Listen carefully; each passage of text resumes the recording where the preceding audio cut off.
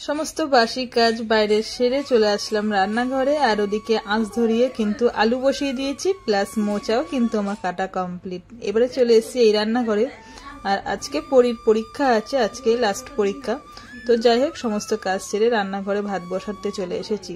তো চলো বন্ধুরা, আজকে ভিডিওটা আমি এখন থেকে শুরু করছি। গুড মর্নিং, কেমন আছো সবাই? আশা করি সকলে ভালো আছো, সুস্থ আছো, আর আমি খুব ভালো আছি। তো এখন আমার একটু দোকানে যেতে হচ্ছে গরম পড়ে, যেহেতু গরম পড়লে বাবা দোকানে যেতে পারে না, প্রচন্ড গরম, যেহেতু ছোট্ট একটা দোকান। তো সেই কারণে সংসারের সমস্ত কাজ কিন্তু আমি ঠিক টাইম মতন করতে পারছি না। মানে রাতের কাজ সকালে করছি, সকালের কাজ দুপুর হয়ে যাচ্ছে, দুপুরের কাজ আবার সেই সন্ধ্যেবেলা পড়ে থাকছে। এইভাবেই কিন্তু সংসারটা মোটামুটি চলছে, জানো তো। আর দেখো বাসন কতটা হয়েছে। যেহেতু মা বাড়ি নেই, মা বাড়ি থাকলে টুকিটাকি একটু আধেক কাজ কিন্তু আমাকে করেই দেয় মা। ভাত বসিয়ে দিয়েছি, দেখো পড়ি টিউশন গেছে, এসে ভাত খাবে। আর এদিকে মোটামুটি বাসন যা যেখানে ছিল সমস্ত মাজা আমার পুরো কমপ্লিট হয়ে গেছে। তো দেখো, দেখছি সবজি একটাও নেই, শুধু 2 পিস পটল পড়ে রয়েছে, তাও অনেক দিন হয়ে গেছে 3 পিস। তো পরি তো জানো একটু পটল ভাজা খেতে ভালোবাসে, আর সেরকম সবজি নেই। তোমাদের দাদা বাজারে গেছে, তো বাজারে আসতে অনেক দেরি হবে, তার মধ্যে পরীকে আবার খেতে দিতে হবে। ও যেহেতু আজকে পরীক্ষা আছে, আজকেই ও লাস্ট পরীক্ষা। ভাবছি কি জানো তো, যে কচুর পাতা কটা তুলে নিয়ে আসি, কেননা কচুর পাতা খেতে কিন্তু বেশ ভালো লাগে। আর এটা দিয়ে কিন্তু প্রত্যেকেই ভালোবাসে খেতে, পরি তো ভীষণ ভালোবাসে, যেহেতু পেঁয়াজ রসুনের তরকারি। তো আমি একটু মাঠের দিকে চলে এসেছি, উঁচু নিচু তো, ওপর থেকে নিচে নামলাম, পড়ে যাচ্ছিলাম। এখানে আবার পাট চাষ করেছে, জানো তো, আমাদের বাড়ির পাশে। দেখো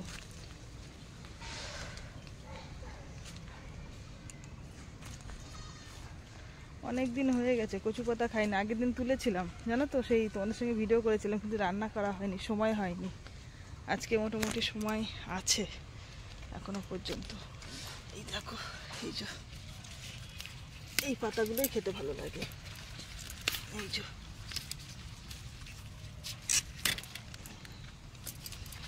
অনেক হয়েছে কচি কচি পাতা। বাবা কি শক্ত।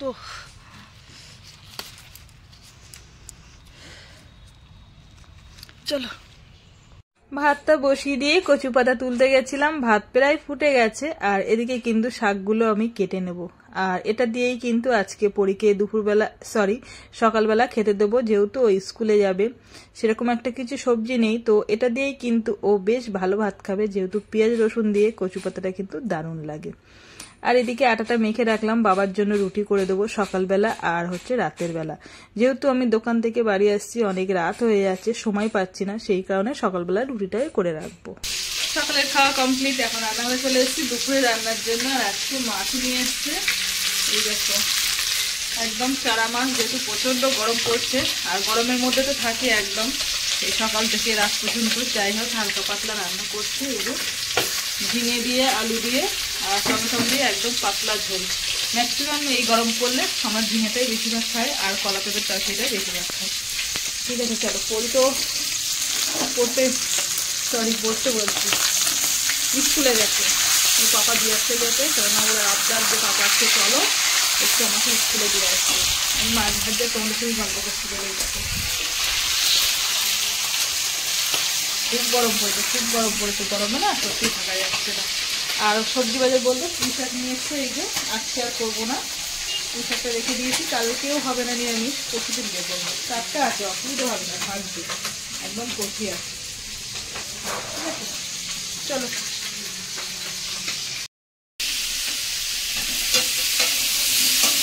রান্না করতে করতে কত দিকে খেয়াল রাখতে হয়। কিছুটা ছোলা ছিল, এই যে রোজার মাসে যেহেতু ছোলা ভাজা হয়েছিল, তো এগুলো বেশি হয়েছে বলে তো ঘরে রেখে দেওয়া হয়েছে। ভাবছি একটু রোদ দিয়ে দেবো, না তো নষ্ট হয়ে যায়।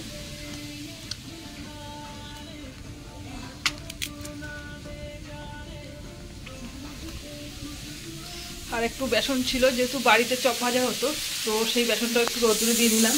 কেননা কি বলতো, খুব একটা খাওয়া হয় না ছোলা বলো বা বেসনের কোনো চপ বাড়িতে, তো সেই কারণে নষ্ট হয়ে যেতে পারে। একটু রোদ্দুরে দিয়ে রাখলে কি, তাহলে পরে আবার খাওয়া যাবে। ওই রান্নাঘরে রান্না করলে বেশ ভালো হয়, বেশ ওভেনটাও বড় হয়, ঝপঝপ রান্না হয়ে যায়, আমার গরমও লাগে না। আর এই রান্নাঘরটা চারিদিকে কাজ দিয়ে তো প্রচন্ড গরম লাগে, এদিকে জ্বালাটাও খুলতে পারি না, হাওয়া আসে।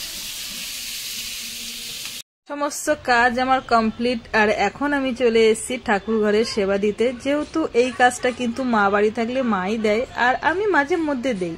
তো এখন কয়েকদিন কিন্তু ঠাকুরকে দেওয়ার জন্য আমার উপরে আসতে হচ্ছে, আর ঠাকুরকে কিন্তু আমার পুজো দেওয়া পুরো কমপ্লিট। এখন দেখো বেশ সুন্দর করে সাজিয়ে নিয়েছি ঠাকুরকে। আর যেহেতু ঠাকুরটা আমার ছোট ছোট, একটু সিংহাসনটা মানে মানাচ্ছে কম।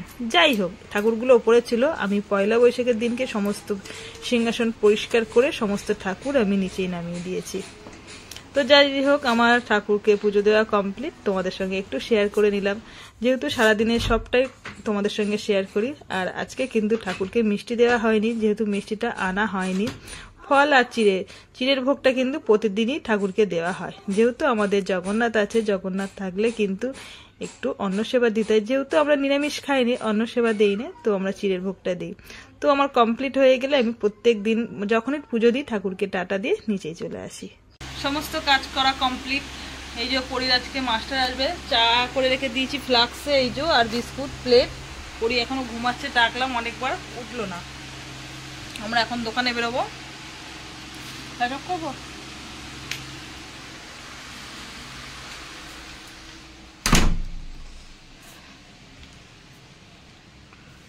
শীতকালে ঠোঁটপটে, আর আমার গরমকালে দেখো ঠোঁটপটেছে। জ্বালা দিচ্ছ, জল তরকারিটা তো ফ্রিজে ঢোকাতে হবে।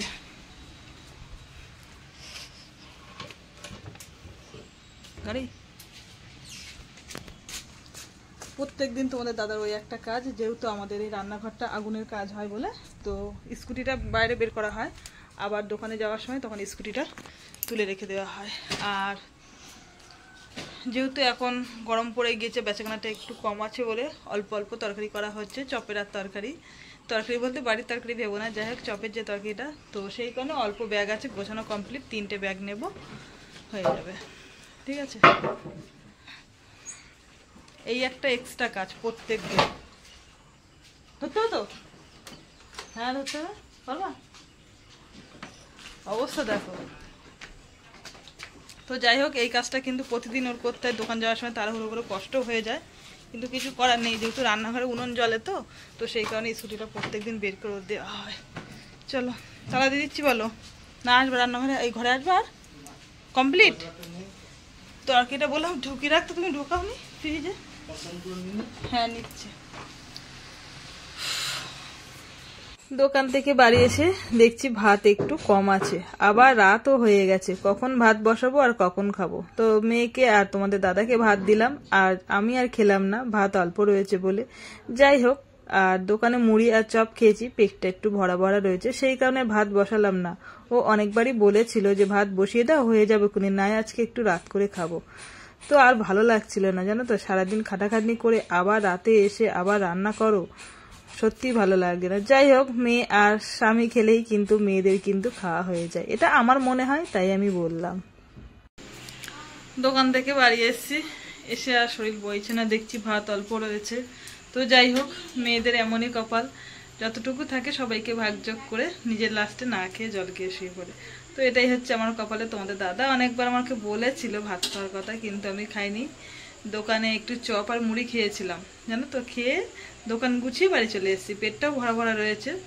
তো যাই হোক, হয়তো বেশি থাকলে হয়তো খাওয়া হতো, কম রয়েছে বলে আর খেলাম না। যাই হোক, মেয়েকে আর তোমাদের দাদাকে দিলাম, ওরা দুজনে খেয়ে নিল।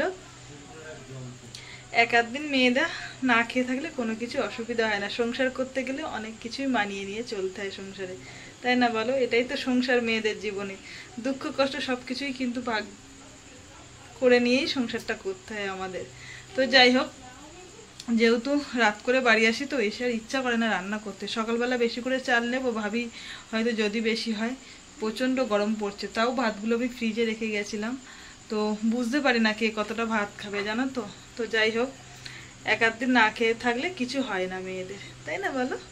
যাই হোক, চলো আজকে ভিডিওটা আমি এখানেই শেষ করব। অনেক রাত হয়ে গেছে আর সকালবেলা উঠে আবার সমস্ত পরিষ্কার কাজকর্ম শুরু করে দেবো। ওদিকে তোমাদের দাদা আর পরি কিন্তু টিভি নিয়ে বসে পড়েছে। আমার আর শরীর বইছে না, জানো তো। কি বলতো, ওরা একটু অর্ধেক বসে থাকতে পারে, কিন্তু আমি তো আর বসে থাকতে পারি না। সমস্ত কাজ কিন্তু আমার জন্য পড়ে থাকে, তাই না বলো? আর অনেকটা জামা কাপড় ছিল, কাচাকুচি হয়েছে কালকে, আজকে কালকে গোছাইনি। তোমরা ব্লগে দেখেছো অনেক বকাবকি করেছি আমি, বকাটা তোমরা শোনোনি। যাই হোক, বকার পরে আজকে দেখছি বেশ খানিকটা জামা কাপড় ভাঁজ করেছে, আর বেশ খানিকটা আছে, সেগুলো আমি সকালে ভাঁজ করবো। এখন আর পারছি না। ঠিক আছে, দোকানে যাচ্ছি তো বাড়তি একটা কাজ করছি। বাড়তি একটা কাজ করলে কিন্তু সংসারে একটু এলোমেলো হবেই, এটা সবারই হয়। তো যাই হোক, অনেক বক বক করলাম তোমাদের সঙ্গে, বেশ ভালো লাগলো। বক বক না, এটা হচ্ছে গল্প, তাই না? আমি বক বক বলি কেন, পরির সঙ্গে বক বক করি তো, তাই বক বক বলে ফেললাম। ঠিক আছে, মনে কিছু করো না তোমরা। যাই হোক, চলো আজকের মতন ভিডিওটা এখানেই শেষ করছি। কালকে সকাল থেকে নতুন করে আবার ব্লগ শুরু করব। আজকের মতন সবাইকে গুড নাইট, টাটা।